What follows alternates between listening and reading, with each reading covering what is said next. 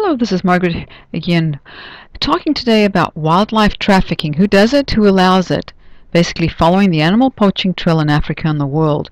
We started this series as well some time back where we track articles and stories about animal poaching and wildlife trafficking.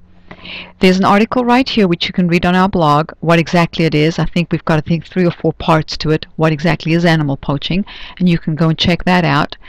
Then the most important news that we have right now is that in April 3rd through 5th, the U.S. Embassy in Africa, in Gabon, is holding a workshop to dismantle transnational illicit networks, which is huge. Hopefully that'll work its way down Africa, and we'll have something like that in South Africa, which will help the trafficking there, especially dealing with the rhino.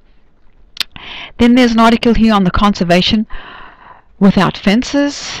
Can India coexist with wildlife? The whole issue of the human-wildlife conflict, which we also have a whole series that we're talking about in a minute. Kenya authorities obviously shoot 6 poachers. Then there's Colombia. We have some issues there. The poor old parrots, they get trafficked, something awful.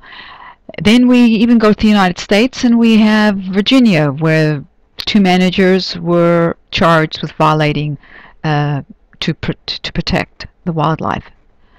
Then there's the situation in Tanzania, where this poor elephant was found and had been poached, but was barely alive. Again, more poachers in Ethiopia. Immigrants were seized. Michigan, 2 were sentenced for poaching in Michigan. And Florida, we've got the conch smuggling going on in Florida. And then there's a whole issue on the poaching problem that gets talked about. Poaching linked to fire in Nairobi, where they light fires to chase the elephants out and the wildlife out, and then they shoot them. Not exactly a very nice thing to do. Malaysia, in Thailand, tremendous amount of smuggling going on there. The organized crime and illegal trafficking is huge from Africa into Malaysia. Poachers use the bird sanctuary. Then this awfully tragic story in Cameroon, where 500 elephants were killed and only about 1,500 or 2,000 left, so it's just wiping out the population.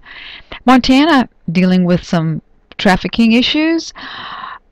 Malaysia again, 20 years to save the king of the jungle. They say that's what we've got because of the poaching that's going on and the trafficking of the lion. The tiger used to be used for tea. The tiger bones used to be used for tea, and with the tiger becoming close to extinct, now they're using lion bones. Go figure. Then there's Zambia, there's a story. The Cameroon, again, some more stories on that. The anti-poaching workshop, again. Indonesia, this was a horrible story in a zoo where a giraffe died and they found a beach ball size lump of garbage bags in the stomach. Poor thing, it just absolutely starved to death. Horrible conditions there.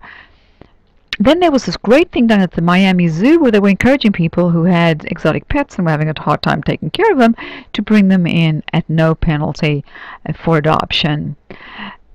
Article on the illegal trafficking trade. Huge seizure in Bangkok of exotic animals. Wildlife traffickers. This was a big one where they were caught Los Angeles, Newark, and New York. There was even a cowboy involved in one of the things. That's not an article's not in this issue right here. There's several pages, as you can see, that you can click through to.